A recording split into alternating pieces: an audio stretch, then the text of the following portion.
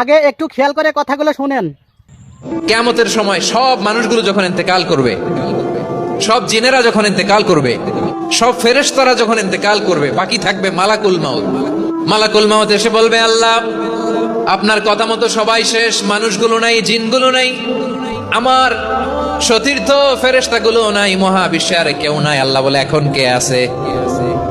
মালাকুল মউত বলবে, আল্লাহ তুমি আছো আর আমি। তুমি তো আল হাইয়্যু আল কাইয়্যুম, অবিনশ্বর, শাশ্বত, চিরঞ্জীব, কোনদিন মরবা না, তুমি আছো আর তোমার গোলাম আমি আছি আজরাইল। মহাবিশ্বে কয়জন আছে মাত্র? জোরে বলেন। এক হচ্ছেন আর হচ্ছে মালাকুল মউত। আল্লাহ তুমি আছো আমি আছি। আল্লাহ বলবে, ঠিক আছে, এবার তোমার মরণের পালা, মুত ইয়া মালাকাল মউত, হে মৃত্যুর ফেরেশতা তুমি মরো। মালাকুল মাউত আল্লাহর আদেশ বাস্তবায়ন করতে যে বিকট একটা চিৎকার দিয়ে মৃত্যুবরণ করবে। ওই চিৎকার দুনিয়ার মানুষেরা, চিৎকারের আওয়াজ যদি দুনিয়ার মানুষেরা শুনতে পেত, দুনিয়ার মানুষের প্রত্যেকের কানের পর্দা ফেটে মুহূর্তের মধ্যে সব লাশ হয়ে জমিনে পড়ে রইতো।